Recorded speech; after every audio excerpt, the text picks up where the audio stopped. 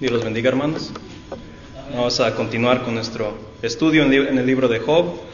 Y pues el libro de Job trata mucho sobre el sufrimiento, así que es inevitable no hablar del sufrimiento en este caso. Hemos llegado a Job capítulo 2, versículos 8 al 9, con eso iniciemos. Job 2, versículos 8 al 9.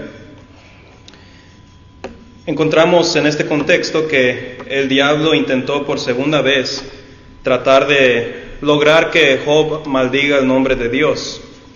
No funciona.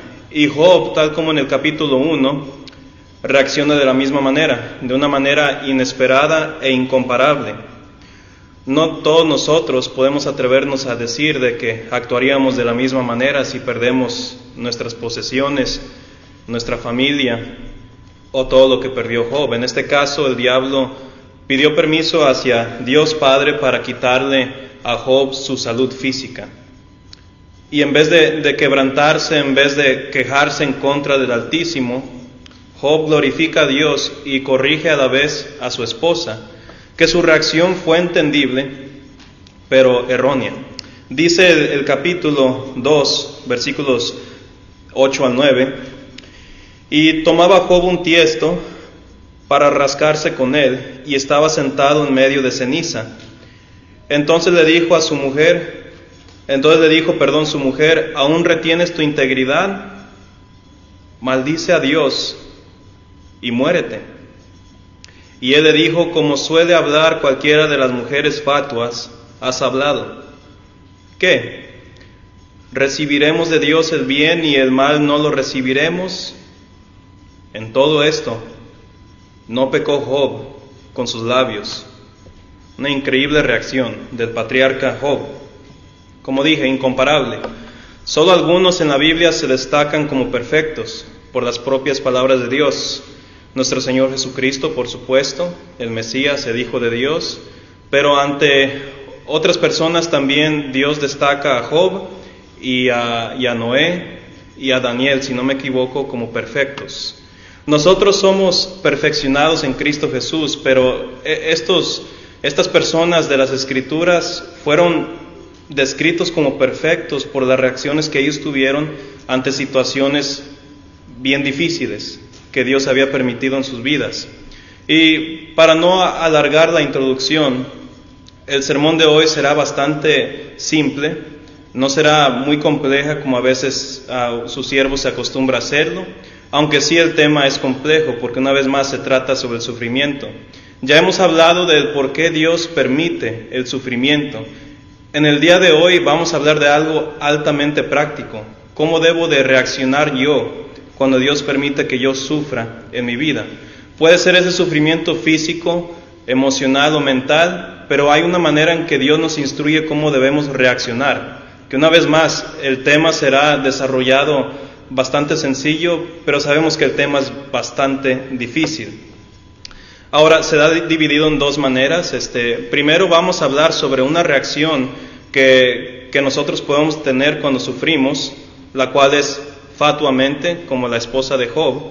Y la otra va a ser de una manera que es íntegro, que es integridad, que es espiritual, que es maduramente con sabiduría. Y esa es la manera como Job reaccionó ante todo su sufrimiento. Será dividido en dos partes. Es importante entender lo que significan estas dos palabras para saber cómo podemos aplicarlo cuando nos confrontamos con situaciones como estas. Integridad en el sufrimiento. Ya hemos repasado de que Job estaba pasando por una situación difícil. En este caso del capítulo 2 estaba pasando por una enfermedad en la piel, úlceras, haber sentido como si tuviera fuego, a muchos granos, tomaba un tiesto para rascarse a esas úlceras y quizá para aliviar un poco de la presión que tenía en su piel. Ya hemos examinado esto. Job lo describe poéticamente a través del libro como si su carne estaba vestida de gusanos y sus costras de polvo, y mi piel hendida y abominable. He perdido el color de mi piel, he perdido el esplendor que Dios me ha dado, no me siento bien, ni internamente ni exteriormente. Entonces, para que alguien como Job, que estaba pasando por esto, haya reaccionado de la manera en cómo leímos, es increíble. Y lo hace en virtud de que Dios lo había creado como alguien, como su hijo, como alguien quien había crecido con sabiduría, con instrucción divina, como alguien quien era perfecto, recto, temeroso de Dios y apartado del mal. Pero la esposa de Job, a pesar de que ella no estaba pasando por esta aflicción física que Job estaba pasando, ciertamente ella sufría con solo ver a su esposo sufrir. Y por supuesto, si le agregamos lo que sucedió en el primer capítulo, la esposa de Job razonablemente estaba frustrada, tal como cualquiera de nosotros nos hemos sentido cuando pasamos por algo difícil. Y Job, cuando oyó la sugerencia de su esposa, Job está decepcionado con ella. Y utiliza una palabra muy interesante para describir el consejo de su esposa. Le dijo en el versículo 10, como suele hablar cualquiera de las mujeres fatuas. Has hablado fatuamente.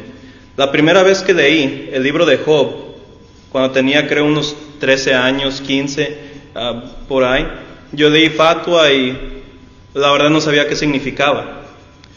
Y hace unos años, cuando volví a leer el libro de Job, también no sabía qué significaba. Y cuando no entendemos una palabra de la Biblia, como también en cualquier libro que podamos leer, le perdemos el sentido de nuestra lectura. Nos estamos perdiendo de algo bastante grande. Y bueno, los traductores de la Reina Valera 1960 examinaron la palabra hebrea que se utiliza para fatua, la cual es naval, y dentro de los múltiples opciones que tenían para traducir naval, del hebreo al español, utilizaron la palabra fatua. Veremos de que en otras versiones de la Biblia, incluyendo las de inglés, utilizan otras palabras, pero ¿por qué en esta versión se utiliza fatua? Bueno, porque la palabra tiene muchísimos usos y en las escrituras la palabra naval o fatua en este caso también se utiliza de muchas maneras. Y al examinar esto vamos a ver de que cuando sufrimos podemos cometer el error de actuar de las siguientes maneras que vamos a utilizar. Ahora, naval, como lo vimos en 2 Samuel hace unas semanas, era un nombre personal de alguien, pero de seguro sus papás no lo querían porque el significado no es muy bonito. No sé por qué lo llamaría naval. Pero naval en hebreo significa alguien quien es necio o tosco, alguien sin educación, y no necesariamente en el sentido académico, sino alguien quien no es prudente, alguien quien no piensa realmente en cómo Dios está actuando en el mundo, cómo Dios está obrando en la vida de uno, sino alguien que simplemente se deja guiar por sus emociones y no permite que Dios le dé dirección a sus emociones. Son buenas, como hemos dicho, las emociones de hecho son poderosas si permitimos que Dios nos guíe a cómo utilizar dichos sentimientos. Pero Job, de todas las opciones que pudo haber dicho, de todas las cosas que le pudo haber contestado a su esposa, dice que sus palabras fueron fatuas. Es utilizado bastante la palabra naval en el Antiguo Testamento, en varios contextos y en varias utilizaciones. En inglés se utiliza foolishness, pero nos vamos a enfocar primeramente en cómo vemos la palabra aparecer en las Sagradas Escrituras. Por ejemplo, en Salmo 14, versículo 1, veamos ese texto, Salmo 14, versículo 1, en el hebreo se utiliza naval, para describir a alguien quien no solamente rehúsa creer en Dios, sino rehúsa en creerle a Dios. Y veremos al ver estos ejemplos cómo fatua o naval puede tener un significado multifacético o polifacético, y así entender que nosotros podemos evitar actuar fatuamente cuando sufrimos. No vean este sermón como de alguien quien por su experiencia les está aconsejando. Este es un sermón que todos nosotros estamos apreciando, en que Dios nos está dando dirección para saber actuar con sabiduría e integridad cuando sufrimos. Todos estamos aprendiendo. Dice el Salmo capítulo 14, versículo 1, Dice de la siguiente manera: dice el Nabal o el necio en su corazón, no hay Dios. Se han corrompido, hacen obras abominables, no hay quien haga el bien. Fíjense cómo se conectan dos cosas aquí. Primero, el Nabal o el necio dice no hay Dios, no creo en Dios, o si quieren verlo en el contexto antiguo testamentario, no le creo a Dios de que sea activo en el mundo. ¿Por qué alguien rehúsa creer en Dios? ¿Por qué alguien hace la decisión deliberada en rechazar su soberanía o su mera existencia? Nos dice el versículo, dice, se han corrompido, hacen obras abominables.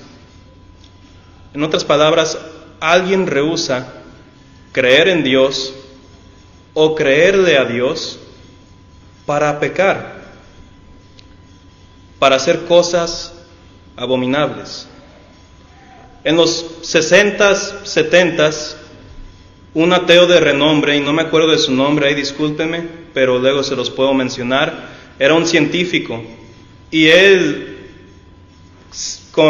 sin nada de vergüenza, en un discurso dice, nosotros en la civilización occidental rechazamos creer en Dios, queremos destruir todo lo que el cristianismo simboliza o estipula, queremos rechazar todo eso porque queremos libertad sexual.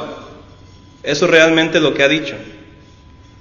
Sí, y se ha visto en varios debates y en varios videos de cuando hay diálogos entre cristianos y aquellos quienes rechazan la creencia de Dios y todo el cristianismo, si los presionas, no agarrándolos físicamente, pero en el diálogo, si los mueves hacia la esquina entre la espada y la pared, eso te van a admitir. Yo no quiero creer en Dios porque quiero vivir libremente. Y ellos lo llaman libre cuando realmente es esclavitud, porque el libertinaje es más opresivo que la libertad que es en Cristo Jesús, en muchas maneras. Este es un ejemplo de cómo la Biblia utiliza Nabal. Entonces, cuando Job le dice a su esposa de que lo que ha dicho ha sido fatuo, o que ha hablado como una mujer fatua, lo dice dentro de este contexto. No está rechazando la soberanía de Dios, está rechazando de que Dios es activo, de que no hay propósito en lo que Dios hace. Estás hablando mal, estás razonando mal sobre Dios. Fíjense, es solo un ejemplo. Pero Nabal también aparece en Deuteronomio 32:6. Veamos lo que dice ahí. Deuteronomio capítulo 32, versículo 6. Este es, si no me equivoco, el último discurso que es en forma de cántico de Moisés. Está próximo a morir en el narrativo y quiere instruirle a Israel, no caigan en lo mismo cuando ustedes fueron seducidos en la idolatría en el libro de Éxodo, cuando hicieron el becerro de oro. No se quejen, no traten de ser como los cananeos, no traten de ser como los otros que creen en Baal. Ustedes son distintos, ustedes son especial, son hijos de Dios. No caigan en eso, no sean Nabal. Dice el 32, versículo 6, dice de la siguiente manera en el discurso de Moisés: así pagáis a Jehová, pueblo Nabal, ¿no es Él tu Padre que te creó? Él te hizo y te estableció. No actúes como el padre de otra persona. Su padre es Dios, no Satanás. Muy interesante, en la Reina Valera traduce Nabal a dos palabras. Dice pueblo loco e ignorante. Ser fatuo, por lo tanto, es no quizá que te pongan en un asilo o que te encierren en una cárcel con de esas cosas que no puedes moverte, pero ser loco dentro de este contexto es ser alguien quien no razona apropiadamente en las Escrituras y en la voluntad de Dios. Rechazar a Dios después de aprender de él, de aprender de su doctrina, es una acción loca. Hermano Alfonso habló sobre si es posible que uno regrese a la vida antigua antes de Cristo, a esas actividades ilícitas, esas actividades pecaminosas. El hacer eso es actuar fatuamente, el hacer eso es actuar, como dice Moisés, de una manera loca. También dice es actuar de una manera, como dice el versículo 6, de una manera ignorante, como si todo lo que aprendiste realmente no aprendiste nada. Job sabía bastante de Dios. A través del libro de Job, cuando Job habla, Job demuestra de que tiene un entendimiento bastante amplio de la teología propia. Y eso de que él no tenía el Nuevo Testamento y eso que no tenía tampoco la ley de Moisés, y aún así sabía todo, bastante sobre Dios. Una vez un hermano me dijo, los judíos le sacan tanto al Antiguo Testamento porque ellos no tenían el Nuevo Testamento, entonces tú trabajas con lo que tienes y le sacan a los versículos. Job, el patriarca, de la misma manera, a pesar de que no tenía el Pentateuco y a pesar de que no tenía el Nuevo Testamento, él sacó todo lo que podía de información sobre Dios, lo que Dios le había revelado en la creación y supongamos en otros medios también que Dios eligió. Job sabía bastante de Dios y debemos de suponer de que la mujer de Job también sabía bastante de Dios. Entonces su contestación no estaba bien alineado con el conocimiento que tenían. Cuando sufrimos, reaccionamos de esta manera, aprendemos bastante sobre Dios por su gracia, pero cuando sufrimos a veces decimos o pensamos cosas que no están de acuerdo con nuestra doctrina. Eso es actuar fatuamente, eso es actuar con ignorancia. Eso es lo que Job daba a entender cuando describió el discurso o el consejo de su mujer de esa manera. Es actuar de insensatamente, es actuar como villano. Dice 2 Samuel 3, versículo 33, y luego dice en 2 Samuel 13, versículo 13, que ser fatuo es también ser perverso. Por la misma razón que vimos en el libro de Salmos. ¿Por qué la gente rechaza a Dios? ¿Por qué la gente rechaza la doctrina de nuestro Dios? No es porque sus convicciones filosóficas tengan más racionalidad que las Sagradas Escrituras. Casi nadie te va a demostrar eso. No es porque tienen más intelecto que Pablo o Jesús o cualquier otro cristiano que ha existido. No es por eso. Es porque se le da preferencia a una vida de libertinaje. Y decidir vivir de una manera, de esa manera, es actuar irracionalmente, es actuar insensatamente, porque todo lo que hacemos y todo lo que decidimos creer también debemos de tener razones para hacerlo. Si no tenemos razones para hacerlo, estamos actuando fatuamente. Nosotros creemos en Dios no fatuamente, no porque mi papá o mi mamá me dicen que debo de creer en Dios, tampoco soy cristiano de la misma manera. Tengo razones para ser cristiano.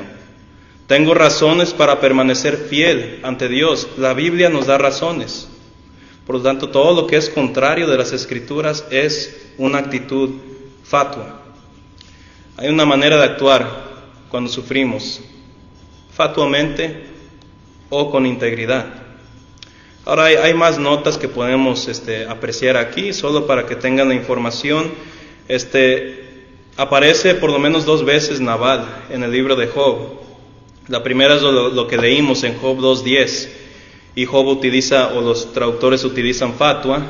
La palabra hebrea Nabal aparece en el capítulo 30, versículo 8, pero se utiliza la palabra vides. Lo que nos da a entender es que Nabal, como también fatua, tiene muchos usos, y esos usos son para que nosotros podamos entender cómo no debemos de reaccionar cuando sufrimos o cuando pasamos por ciertas circunstancias. Una definición práctica de la Real Academia Española para la palabra fatua es la siguiente: es alguien que está lleno de presunción o vanidad infundada y ridícula. Hablar de esta manera como habló la esposa de Job, de maldecir a Dios y muérete, es insensato, es fatuo. Ni te va a librar del dolor, ni te va a ayudar a continuar estableciendo una relación con Dios. Actuar de esta manera no va a solucionar nada. Por eso es una acción naval, por eso es una acción fatua. Tiene más utilización en las escrituras y el lenguaje en español. Ser una persona fatua es ser vanidosa, presumida, presuntuosa, fafarrachera, que eso significa que habla sin pensar, y habla y no piensa, y no mide sus palabras cuando habla de Dios, no mide sus palabras cuando da un consejo o cuando corrige a alguien en la hermandad.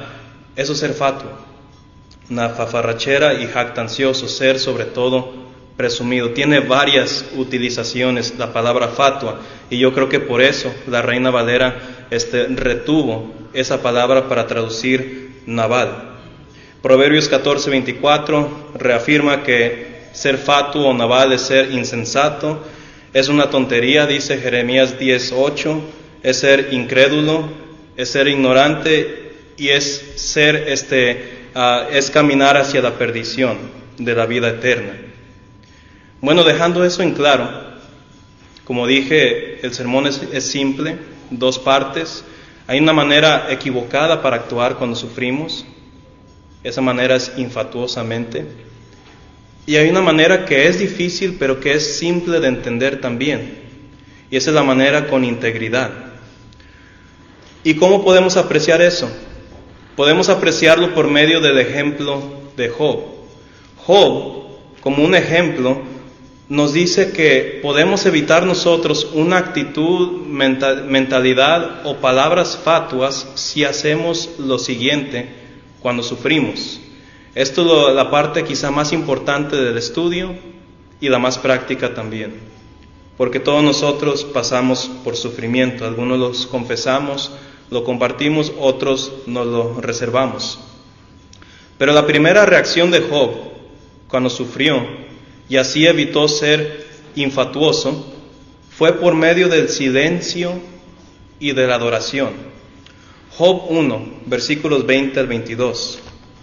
Job capítulo 1, 20 al 22.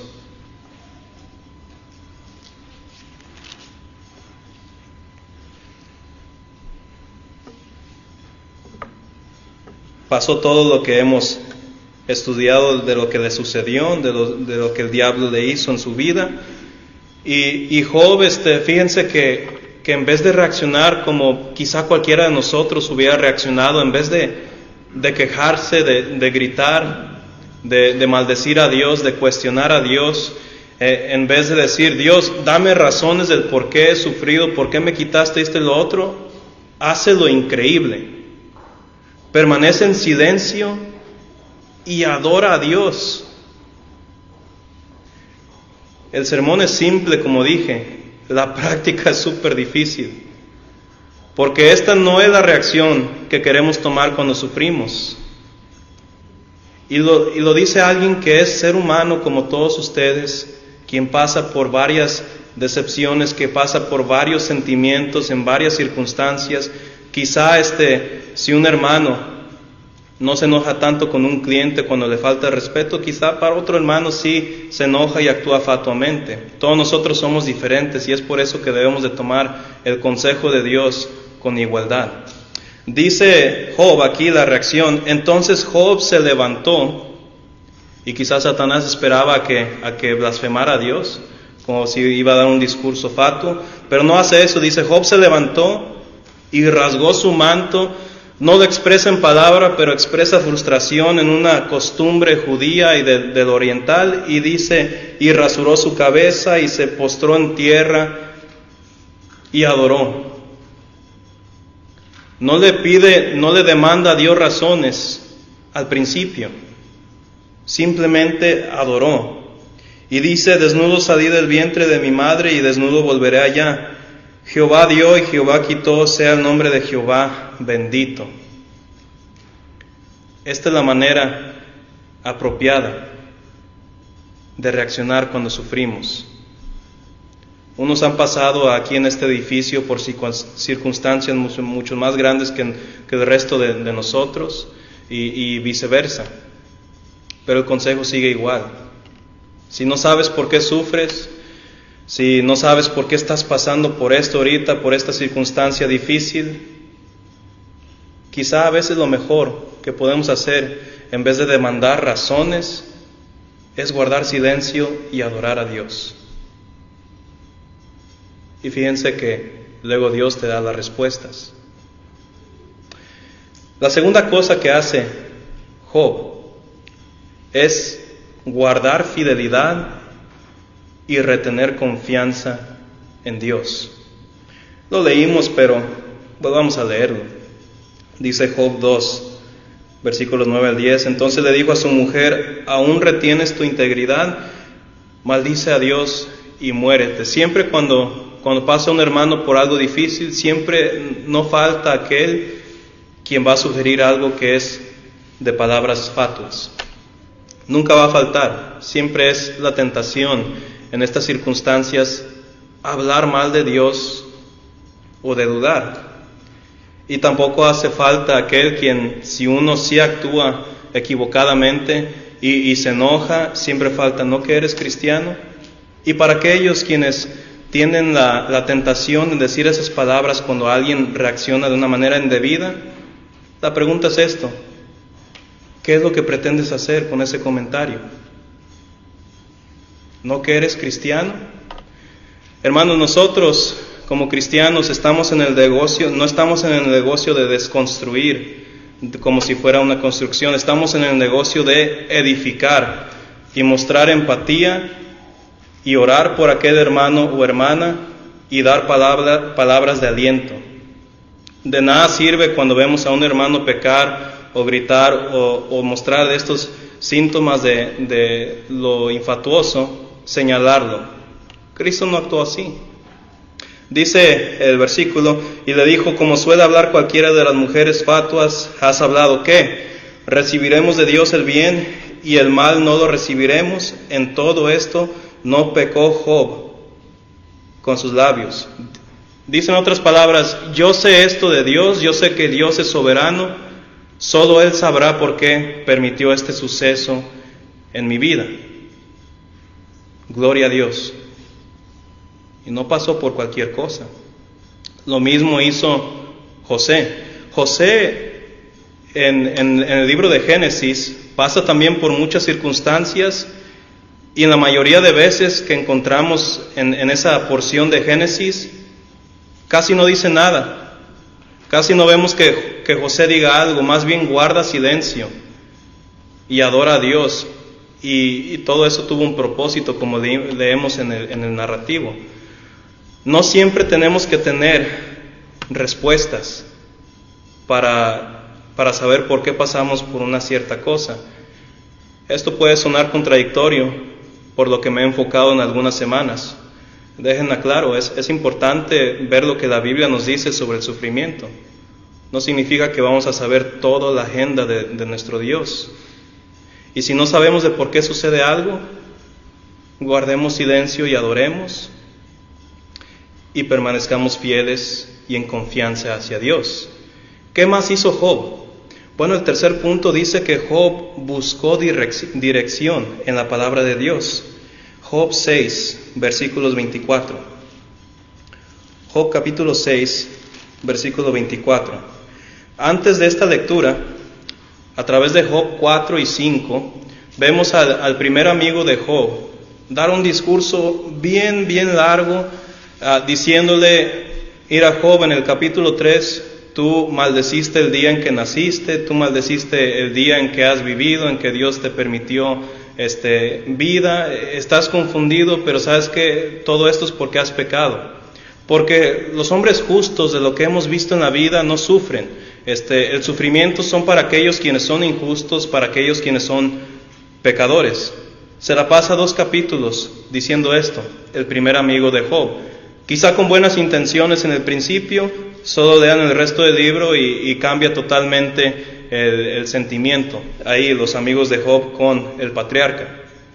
Después de oír todo ese discurso, Job dice en el capítulo 6, yo tengo derecho de sentir estas cosas, de sentir confusión, de tratar ahora de encontrar una razón del por qué me sucede esto. Yo quiero saber esto. Y luego dice esto, en el versículo 24. Dice, enseñadme y yo callaré. Hacedme entender en qué he errado. Si yo he pecado en contra de Dios, estoy dispuesto a aprender, Dios. En este siglo en que vivimos, a nadie nos gusta que nos digan que hemos errado. Y eso se ve mucho en la lectura bíblica. No nos gusta estar equivocados, no nos gusta que nos corrijan. Hoy en día vivimos en la era en donde todo el mundo somos víctimas. Y muchas personas sí lo son. Pero también debemos ser bien honestos y aceptar la corrección de Dios si es necesario aceptarla, o aceptar la enseñanza de Dios. Dice Job, ahorita no me importa necesariamente por qué estoy sufriendo, quiero saber cuáles son los motivos de Dios, por qué ha permitido que yo sufra. Quizá Él tiene un propósito y no lo sé, me gustaría saberlo. He guardado silencio, he adorado a Dios, creo que merezco una contestación de Dios. Los amigos de Job, a través del libro que hemos estudiado, van a estar obsesionados con una palabra, y lo vamos a ver mucho. Los amigos de Job están obsesionados con la justificación. Job está enfocado en la palabra consolación. Yo busco consuelo de Dios. Aun si su consuelo o su palabra es contradictorio de lo que siento ahorita, yo es lo que yo busco. Queridos hermanos, procuremos actuar con sabiduría también cuando suframos. Yo busco dirección de Dios. Yo podré pensar esto, Dios tiene mejores razones que yo. No quiero actuar fatuamente, Dios, por favor, dame dirección. Lo cuarto que hace Job, cuando se van calentando el diálogo en el libro, es que demuestra confianza en Dios, pase lo que pase. Capítulo 19, versículos 25 al 27.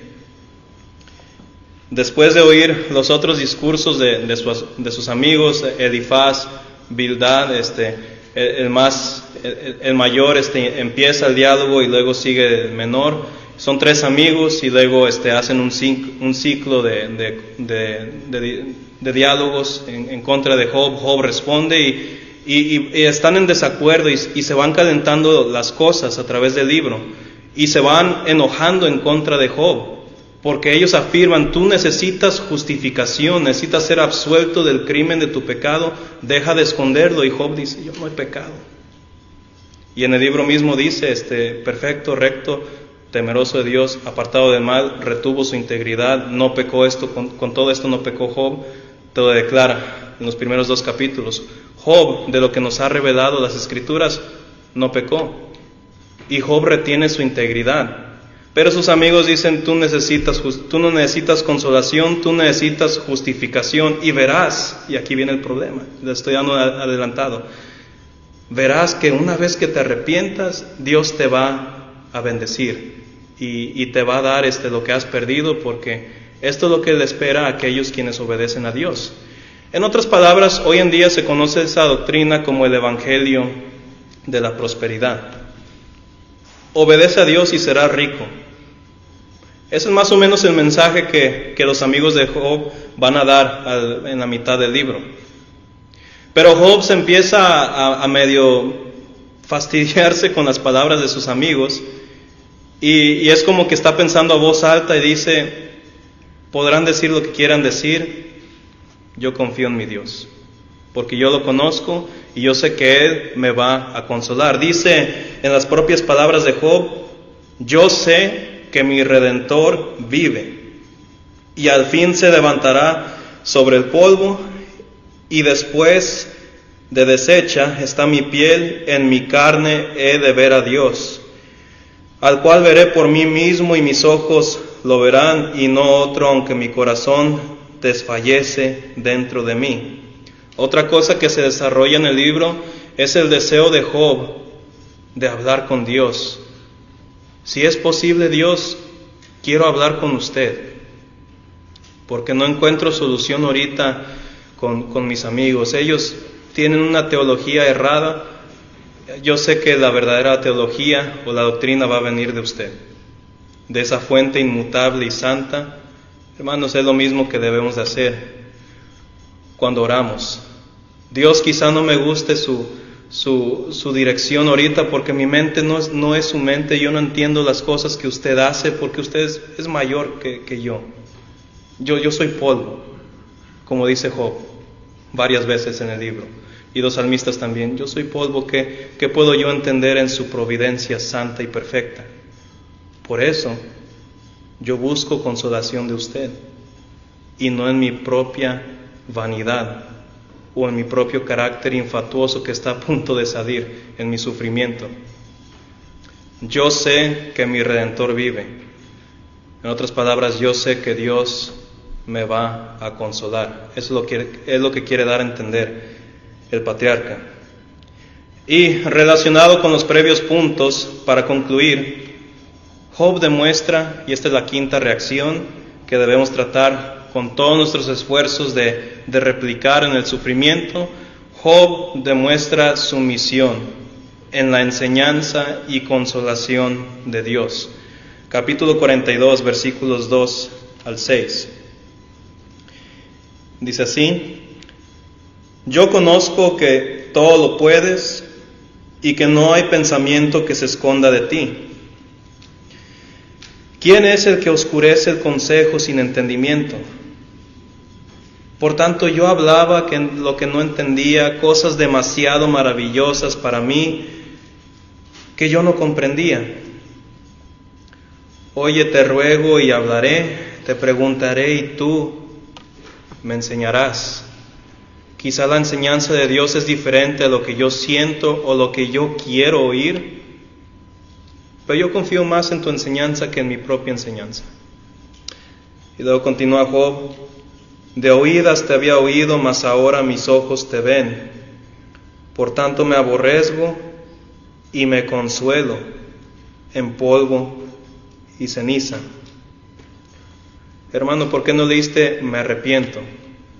Examinaremos esa palabra hebrea cuando lleguemos a ese punto. Cuando dice me arrepiento, dice he cambiado mi mentalidad, porque eso significa arrepentimiento, cambiar de mente. No siempre en las Escrituras se refiere a arrepentirse de tus pecados. Puede a veces, como en esta ocasión, cambiar de mentalidad. Urge la sociedad hoy en día cambiar su mentalidad, cambiar su perspectiva sobre Dios y dejar ser guiado por las palabras de nuestro Dios en las Sagradas Escrituras. Necesitamos dirección. Podrá uno estudiar y sistematizar lo más que puede para entender la doctrina de Dios. Aún así, yo necesito la dirección de Dios. Podremos pasar años y años siendo miembros de la Iglesia de Cristo y aprender bastante, pero no importa tu edad, necesitas dirección de Dios. Necesitamos, para evitar las palabras fatuas en el sufrimiento y las actitudes también, necesitamos, en resumen, guardar silencio y adorar a Dios. No entiendo, pero voy a seguir adorando a Dios. Lo más fácil es alejarme de la iglesia, lo más fácil es dejar de reunirme. Eso no soluciona nada. Pero ¿qué resultará si yo continúo congregándome en las buenas y en las malas? Ser cristiano es como estar en un matrimonio, en las buenas y en las malas. Dejar de reunirme, alejarme de Dios, no va a solucionar nada. Pero si yo continúo reuniéndome, encontraré consolación en Dios. Necesito continuar, ser fiel y continuar demostrando confianza en Dios. Aun si no entiendo todo lo que Él permite en mi vida, yo voy a guardar fidelidad, porque lo poco que conozco de Dios es suficiente para saber que puedo confiar en Él con toda mi constitución, con todo mi corazón, alma y mente. Aun si es poquito lo que conozco, es suficiente para saber que Dios es suficiente. Necesito buscar dirección en la palabra de Dios. No puedo aislarme a un cuarto solo, no puedo aislarme del pueblo de Dios y tratar de razonar todo yo mismo. Es imposible hacerlo. Necesito que Dios me guíe en estas circunstancias difíciles. Necesito retener confianza en Dios, pase lo que pase. Y cuando Dios me enseña del por qué sufro o por qué paso por una circunstancia difícil, necesito tener esa sumisión para su enseñanza. Esta es la manera apropiada, esta es la manera con integridad que podemos exhibir en nuestro sufrimiento. Una vez más, uno no repasó esto por experiencia, uno lo repasa como un estudiante de las Escrituras, apoyándonos, orando unos por otros, tratando de actuar sabiamente en el sufrimiento, tratando de ejercer de la mejor manera posible lo práctico del ejemplo del patriarca Job. Que Dios los bendiga. Amén.